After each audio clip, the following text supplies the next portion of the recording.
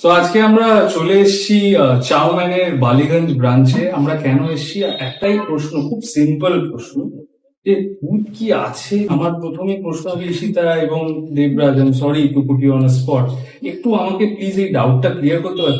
মানে দেখো, ভয় তো পাই কিন্তু বুঝতে পারি না যে what is real and what is not. একটু যদি তোমরা বলো। আমি এরকম কোনো জিনিসকে বিলিভ করতাম না ওই মোমেন্ট অফ টাইমে, যেটা আমি ফিল করিনি বা দেখিনি বা কিছু। বাট আমার ছোটবেলায় অনেকগুলো ঘটনা ঘটেছিল যেটা আমার মানে লজিক্যাল লাগেনি। তো এইখানে ফার্স্টে এই যে ব্যাপারটা, এটা কেউ বুঝতেই পারতো না যে আমি এক্স্যাক্টলি কি চাইছি। মানে ভূতটাকে যে কি করে আমি মানে লজিক্যালি এক্সপ্লেন করব বা মেজার করব বা কি করব, এটা আমি বেসিক্যালি তখন আমি নিজেও ভালো একটা বুঝতাম না। আমি মানে কোন পাথে চলবো নিজেও জানতাম। বাট আস্তে আস্তে আস্তে আস্তে মানে মানুষদের সাথে ইন্টারাকশন করতে করতে, এক্সপিরিয়েন্স হতে হতে জিনিসগুলোকে বুঝতে স্টার্ট করলাম। তারপরে জিনিয়া আমাদের খুব হেল্প করেছিল ওই টাইমে 2018-এ, কারণ ওই যে একটা আর্টিকেল বেরিয়েছিল আমাদের, একটা ফুল পেজ আর্টিকেল, ওটা আমাদের হিউজলি বুস্ট করেছে। যখন 2016-এ, এটা বোধহয় অনেকজনই জানে, বাট স্টিল আমি আরেকবার বলতে চাইবো, কারণ ওইটা আমাদের জন্য খুব ইম্পর্টেন্ট একটা ইনভেস্টিগেশন ছিল, যেটা 2016-এ ডাউহিলের ইনভেস্টিগেশন থাকে। ডাউহিল ইন্ডিয়ার one of the most wanted place বলা। আর ওই জায়গাটায় যেই রোডটাকে ডেথ রোড বলা হয়, যেটা ওই পুলিশ স্টেশন থেকে ওই বয়েজ ভিক্টোরিয়া বয়েজ যে হোস্টেলটা আছে, ওই রোডটা, ওটা সন্ধ্যে 6টার পর থেকে একদম নর্মাল লাগে না। মানে একটা কুকুর অব্দি ওখানে দেখা যায়। ভীষণ মানে যদি দুপুরবেলাও যাও না, মানে তুমি ওখানে যদি ওখানে 10 জনের সাথেও দাঁড়িয়ে থাকো, তোমার মনে হবে তুমি একা দাঁড়িয়ে আছো। অনেক নয়েজ কানে ঢুকে, বাট মনে হবে যে কিছু কানে ঢুকছে না। মানে এটা পিকুলিয়ার একটা ফিলিং। তো ওই যে জায়গাটায় আমরা ছিলাম, তো ওইখানে আমাদের মনে হয়েছিল যে না, এটা নর্মাল না। কারণ কি, ওইখানে দিনের পর দিন আমাদের সাথে অনেক কিছু ঘটে গেছিল, যেটা লজিক্যালি বোঝানো কোনোভাবেই সম্ভব। সেটা একটু বল। অ্যাকচুয়ালি যেটা তুমি বলছো সেখান থেকে আমি বলছি একটা কথা। এটা তো কিছুটা মানে আমাদের বিশ্বাসও না না, আমি এখান দিয়ে এইটা খালি, এটা যদি হতো তাহলেও মেনে নিই। না না, আমি আমি তোমার এটাকে এন্ডর্স করছি। আমার 2020-তে বোধহয় কোভিড হয়েছিল। এই সময়টা 21 দিনের জন্য আমি হসপিটালাইজ হয়ে গেলাম। মানে এমন জায়গায় চলে এলো যে আমি আর বাঁচবো কিনা সেরকম একটা মানে সেটা সবার একটা ডাউট হয়ে গেল। 19 দিন পর থেকে একটু রিকভার করা শুরু করলাম, এন্ড 22 দিনের মাথায় ওরা আমাকে ছেড়ে দিল। তো আমার বাড়ি যেহেতু তখনো তৈরি হয়নি, আমি আবার ফেরত চলে গেলাম ক্লাবটায়। প্রথম দিন যখন আমি এসেছি, মানে তুমি একটা ইমাজিন করো যে একটা ক্লাব যেখানে অনেক রুম, একরের পর একর জমি, কেউ নেই, আমি একা রুমে আছি, আর দূরে কোথাও ডাকলে কাউকে পাবো কিনা আমি জানি না। তো একটু আমার সাহস বেশি, তো আমার কাছে কোনো প্রবলেম ছিল না, ওখানে আমাকে থাকতেই হবে। তো আমি উল্টো দিক করে শুয়ে আছি। প্রথম রাত্রিবেলা যেটা হলো, ঘরে কিছু আওয়াজ শুনতে পাচ্ছিলাম। আমি ভাবলাম যে ইঁদুর টিঁদুর ঢুকেছে, এই সময় কেউ নেই, হাউস কিপিং হচ্ছে না, হয়তো ঢুকেছে। তো আমি ইগনোর করলাম, বিকজ আমি এতটাই উইক ছিলাম যে উঠে দেখবো কি, সেটার মতন আমার কাছে শক্তি ছিল না।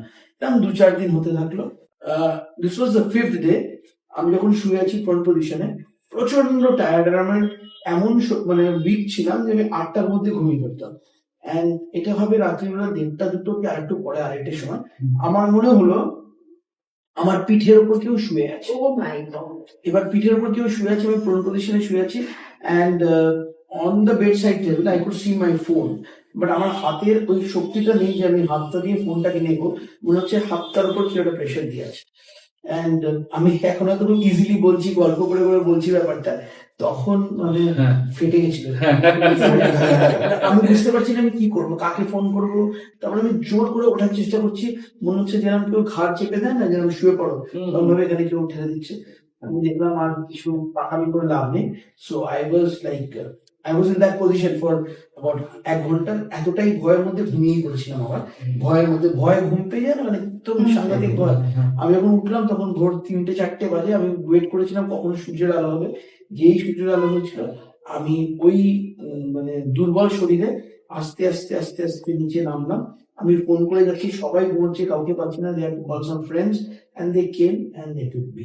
And I could very well feel that there was someone who was like sleeping on me, and আমাকে just শুয়ে রেখেছে, ঘাটটাও ঘোরাতে দিচ্ছে। ছোটবেলায় আমরা শুনতাম যে এই মেয়ের ওপরে, মানে ইউজুয়ালি না, মেয়েদের কথাটাই বেশিরভাগ বলা হতো, যে মেয়েদের ওপরে ইদার পেতনি ডাইনি ভর Possess করেছে, করেছে। শাকচুন্নি। তো আমার কোথাও গিয়ে এটা একটা সোশ্যাল কনস্ট্রাক্ট হিসাবে মনে হতো, স্পেশালি গ্রামের সাইডে এটা বেশি হতো। আমার যেহেতু মামা বাড়িটা টিটাগড় সাইডে, তো আমি এই খড়দা, টিটাগড়, সোদপুর এই গল্পগুলো ওখান থেকে খুব শুনেছিলাম যে এই মেয়েদের উপরে ভর করেছে। আর আমার ব্যক্তিগতভাবে সবসময় মনে হতো যে ওদের মতামত গুলোকে চাপিয়ে দেওয়ানোর জন্যই হয়তো এই কনস্ট্রাক্টটা। That is partially true.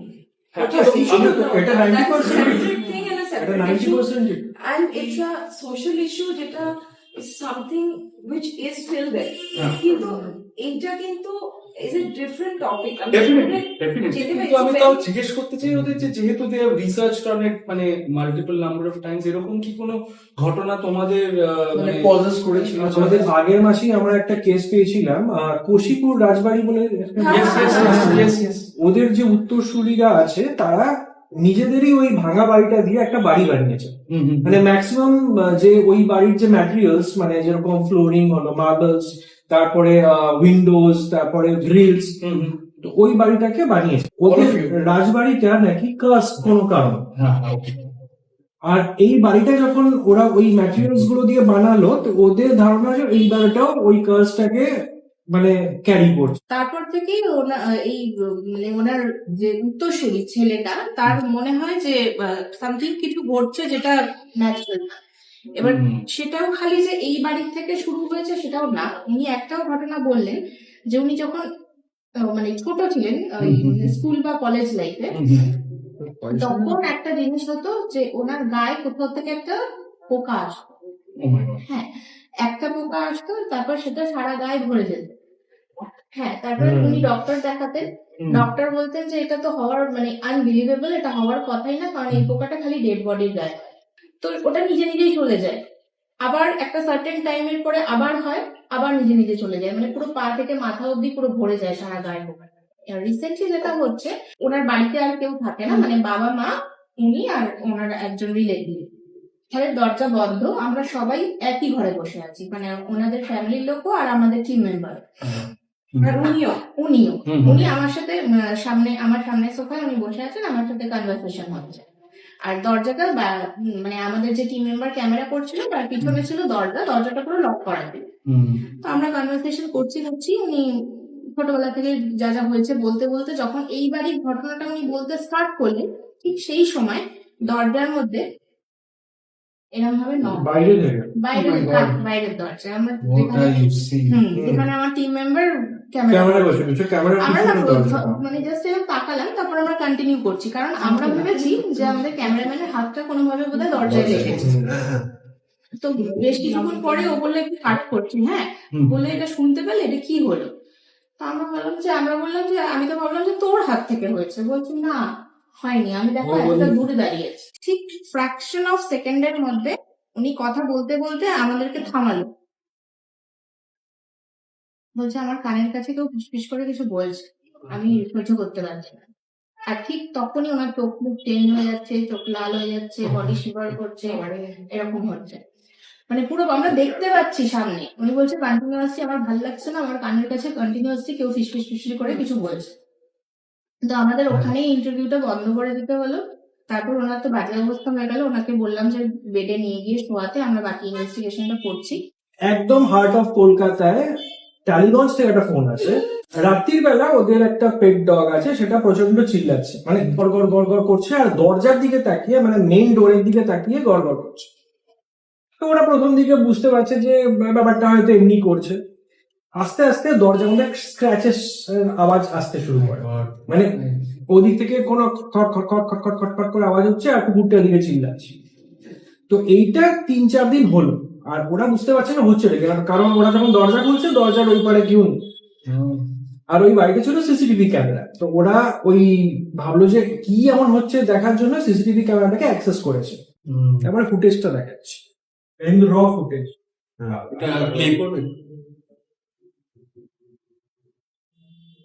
What is it? Is somebody মানে পুরো হিউম্যান ফিগার, আর এটা কিন্তু কেউ চাইলে পারে একটা ফরেনসিক টেস্টও করতে পারে। ইন্টারেস্টিং না, এগুলো খুব সিরিয়াস ডিসকাশন, ডেফিনেটলি এগুলো আরো কন্টিনিউ করবো, সবার এক্সপিরিয়েন্সেসও শুনবো। কিন্তু আরেকবার রিমাইন্ড করে দিতে চাই যে আমাদের ভানুপ্রিয়া ভূতের হোটেল কিন্তু শুধু ভয়ের ছবি নয়, একটু কমেডিও আছে। তাই অরিত্রদার কমেডিটা বেশি, ভয়টাও আছে, ভয়টাও আছে, কমেডিটাও বেশি।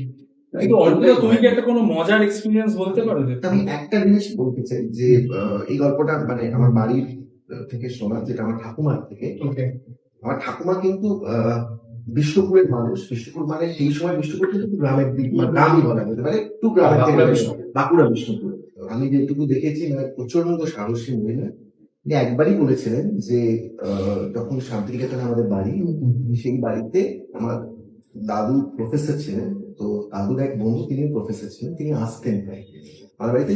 সে সময় 3টে কুকুর ছিল, উনি ভীষণ কুকুর ভালোবাসতেন ঠাকুর, এই জন্য সবসময় কুকুর বেড়াল এইসব নিয়ে। আর ওই যে ভদ্রলোক আসতেন বন্ধু, তিনিও অসম্ভব কিন্তু কুকুর ভালোবাসতেন। এবং এসে উনি একটা চেয়ার ছিল, ইজি চেয়ার, সেখানেই বসতেন এবং এরকম বিস্কিট নিয়ে এরকম করতেন, কুকুরগুলো লাফিয়ে লাফিয়ে খেত। তো নাসিব ওনার হার্ট অ্যাটাক হয়, উনি মারা যান। এবার যেহেতু উনি বিশ্বভারতী প্রফেসর ছিলেন, তো ওনার স্মরণসভা হচ্ছিল, তো দাদু সেই স্মরণসভাটা নিচ্ছিলেন। তো আমার বাবা জেঠু সবাই গেছেন, যেহেতু এত কাছের মানুষ ছিলেন। তো ঠাকুমা যাননি, বাড়িটা ছেড়ে রেখে দেন, ঠাকুমা জানেন। আমার খুব খারাপ লেগেছিল, রেগুলার যে ভদ্রলোক আসতেন, একটা টাইম ছিল, ওই টাইমে আসতেন, এসে থাকতেন, চা বিস্কিট খেতেন, খেয়ে গল্প করে চলে যেতেন। ঠিক ওই সময় মানে ঠাকুমা কিন্তু অসম্ভব সাহসী মহিলা, বলছেন কুকুরগুলো দেখলাম চলে গিয়ে ডাকছে, হয়তো টাইমটা যদি 7টা হয়, ওরকম 7টা নাগাদ ঠাকুমা গিয়ে দেখছে ঠিক ওই ইজি চেয়ারের আশেপাশে কুকুরগুলো অন্যদিন যেরকম করে ঘোরে সেরকমই ঘুরছে। আর কেউ যেন বিস্কিট দিলে যেমন হয় না, লাফিয়ে লাফিয়ে বিস্কিটটা এরকম যদি তুলে রাখে খেতে, ঠিক কিছুক্ষণ ওটা করলো। ঠাকুমা নিজে দেখেছেন, উনি কোনো কিছুতে বিশ্বাস করতে পারেন না, কিন্তু এইটা ওনার কাছে কোনোদিন ব্যাখ্যা হয়নি যে ঠিক মারা ওই যেদিন স্মরণ সভা হচ্ছে তার আর কোনোদিন হয়নি, ঠিক ওই দিনটাই হয়েছিল, উপরে স্মরণ সভা হয়েছে। আমি নর্থ বেঙ্গলে বেড়াতে গেছিলাম, খুব সুন্দর একটা হোটেলে ছিলাম, আর্কিক একটা মানে খুব বিউটিফুল আর্কিটেকচার, ওরকমই একটা বিউটিফুল হোটেলে ছিলাম, লাভলি প্রপার্টি, ভেরি বিগ। এবার সেখানে আমি একা একা প্রচুর, আমি 10,000 স্টেপ করি, তো আমি হাঁটতে হাঁটতে এবার প্রচুরই হেঁটে যাচ্ছি। এবার আমার সাথে নন্দিতা দি এবং শিবপ্রসাদ ওরাও ছিল, কিন্তু ওরা কেউ হাঁটে না, মানে ওরা সব নিজেদের মতো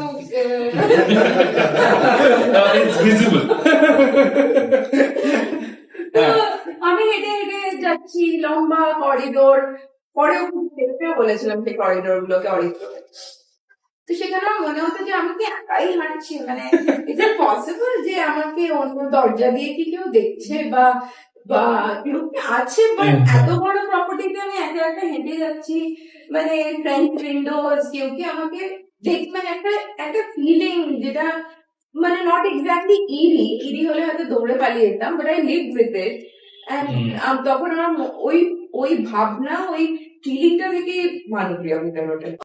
আমরা যে আফটার লাইফ অ্যাড্রেসটার কথা বলছি, ইট ইজ লাইক যেটা আমাদের সিনেমাতে অলরেডি একটা লাইন আমরা ট্রেলারে দিয়েছিলাম যে নিমতলা, কেরাতলা, তারপরে ওপরতলা, যেটা উজানের মুখে আছে। সো ওদের আফটার লাইফ অ্যাড্রেসটা হচ্ছে যে ওটা খুব ওদের মতো একটা খুব সুন্দর জায়গাতে থাকে, যেমন করে আমরা একে অপরের বন্ধুকে খুঁজে নিই and we find people in our lives, সেরকম ভূতেরাও they have found each other and they happily they live in that state. এইটার একটা ছোট্ট ইন্সপিরেশন আছে আমার নন্দিতা রয়, মানে she is definitely my mentor. আমি দিদির কথা বলতে, দিদি একদম একা একটা বাড়িতে থাকে এবং দিদি আমাকে বলে যে প্রায় তো আমার দোলনাটা বারান্দায় ঘুরছে, but in not a very scary way. দিদি আমি এটাও বলেছি যে how do you even manage to live in that house alone, big house, কি করে থাকো তুমি? তখন বলে যে আই নো, যে মানে আই বিলিভ যে আমার যারা পূর্বপুরুষ সবাই এই বাড়িতেই থাকে, বাট coexist করে happily, so I don't find it as a problem. চরিত্রটা নিয়ে একটু বল, তুই যে এই এসএসসি নিয়ে আমরা একটা চরিত্র দেখেছি, যাবে না তো আমি খুবই চরিত্রবান। আচ্ছা, তো স্বামী কামাল সেই চরিত্রের নাম। এবং অনেকেই দেখা যায় যে সিনেমাতে খুব জড়ি হয় না, হিরো হিরোইন জড়ি, তো এই সিনেমায় আমার একটা জড়ি আছে। আমার একটা দাদা আছে, তার নাম লাভার, আমরা দুজন হচ্ছে জড়ি। তো লাভার কে প্লে করছে? লাভার প্লে করছেন মহান কাঞ্চন মল্লিক। এবং আমাদের খুবই খুবই মজা হয়েছে, কারণ কাঞ্চনদা সবসময় সেটে থাকলে একটা অন্যরকম ওই এতক্ষণ এনার্জি নিয়ে কথা হচ্ছে, হ্যাঁ, হ্যাঁ। কাঞ্চনদা ইটসেলফ একটা এনার্জি, যাই হোক না কেন মনে হবে যে ভয়ঙ্কর একটা কিছু করছে আর কি। তো আমার একটা এক্সপিরিয়েন্স আমি এতক্ষণ ধরে খুবই ইন্টারেস্টিং লাগছিল, সেইটা আমি শুট করতে গেছি ম্যাকক্লাস্কিগঞ্জে একটা ছবির। এবার ওই আমি আছি একটা অন্য হোটেলে, এবার যেখানে মেকআপ হচ্ছে সেটা একটা অন্য জায়গা, এবং রাত্রিবেলা প্যাক আপ হয়েছে। ওই মেইন রাস্তাটা থেকে জঙ্গলের মধ্যে যখন নেমেছে, এরকম নিচু জায়গা, কালভার্ট রয়েছে, ঠিক নদী ঠিক নয়, মানে একটা একটা ছোট মাঝি। এবার অত রাত আমি নেমেছি ওখানে, কোনো লাইট নেই, কিছু নেই, ওরকম একটা ডার্কনেস, এবং ওই এক্সপিরিয়েন্সটা আমিও সত্যি ভুলবো না। মানে এক হচ্ছে সাইলেন্স, সেটাও মনে হচ্ছে যে বাবা সাইলেন্স মানে এরকম নীরবতা হয় নাকি, সেটা একটা। আর একটা হচ্ছে এমন এমন শব্দ শুনতে পেয়েছি, এক হতে পারে যে আমি তো ওয়াইল্ড লাইফ জানি না, যে কোথায় কে কোন পশু কিভাবে ডাকে, আমি তো অত কিছু জানি না। এক হতে পারে সেরকম লজিক্যাল একটা রিজন হতে পারে যে না, কোনো হয়তো পশুই দেখেছে বা কোনো হয়তো রাত চড়া কোনো পাখি দেখেছে, কিন্তু সেইটা আমি জানি না। আমি এমন অদ্ভুত অদ্ভুত সব সাউন্ড শুনতে পেয়েছি ওই ম্যাকক্লাস্কিগঞ্জের জঙ্গলে, এবং ওইখানটা গিয়ে একমাত্র কালভার্টের জায়গায় গিয়ে আমি পুরো আটকে গেছিলাম। কোনো লাইট নেই, কিছু নেই, মানে আকাশে চাঁদ নেই, কমপ্লিট ডার্কনেস, ফোন নেই, কিছু নেই, এবং ওই শব্দ শুনতে পাচ্ছি। আমি বলে বোঝাতে পারবো না যে কি শুনেছি আমি সেদিন ওখানে। ওইখানে গিয়ে আমি আটকে গেছিলাম। একটা টাটা সুমো আসে, সিনেমার গাড়ি, এবং সেই লাইটটা আসার পর তখন মানে আমার একটা কি বলবো, মানে সাহস, মানে এবং একটা মানে সেন্সে আসার মতো হয় যে আমার মনে হয় যে একটা গাড়ি আসছে। হ্যাঁ, আমি এখানে একটা জঙ্গলে দাঁড়িয়ে আছি, এরকম একটা অদ্ভুত একটা মানে চটকা ভাঙার মতো হয়, এবং সেই গাড়ি করে আমি হোটেলে যাই। তো ওই ডার্কনেস এবং সাউন্ড ওরকম, সেইটা আমার একটা খুবই একটা অদ্ভুত বড় এক্সপিরিয়েন্স। আমাদের একটু সিরিয়াস হয়ে যাচ্ছে বোধহয় সবকিছু। আমার মনে হয় যে না, ফার্স্ট অফ অল আমি একটু মানে উইল রাউন্ড ইট আপ এখন। আমাদের first of all I want to thank you. চাওম্যানকে আমি থ্যাংক ইউ দিতে চাই। আমি খুব ফর্মালি এটা বলতে চাই না, because I am guessing it's almost like a family relation with you and More than that. Yes I am sure. মানে let me clarify, উইন্ডোজ অনেক পরে হচ্ছে, শিবু আর জিনিয়ার বিয়ে অনেক পরে হচ্ছে, আমার সঙ্গে জিনিয়ার বন্ধুত্ব কিন্তু তার অনেক অনেক চলো cheers। Cheers. আমরা দুজনেই খুব হেলথ কনসিয়াস, তো আমরা অনেক বেশি। হ্যাঁ। মানে জিনিয়া যা করবে বা শিবু যা করবে সেটাতে আমি থাকবো, এটা আমার by default. So by default, আমার কাছে I think the offer gets extended. Thank you. I love your food. But thank you, Chaman, for giving us this space to associate with Bhanupriya Bhuter Hotel. আবার একটু remind করিয়ে দিই, অনেক serious ভৌতিক আলোচনা হলো, কিন্তু আমাদের ফিল্ম একটু মজার, একটু ভয়েরও আছে। ভানুপ্রিয়া ভূতের হোটেল, আশা করছি যারা যারা দেখতে যাবে মজা তো স্পর্শ পাবে বস। আবার থ্যাংক ইউ জানাতে চাই চাউম্যানকে এবং বিমলাকে। Thank you so so much. much. Thank you so much, এবং Debraj, for sharing your experiences. Ujan, I love you. Oichoda, I hate you. Super হেটি। All love. এটা All love. আমাদের জন্য We all love you. Oh, thank you.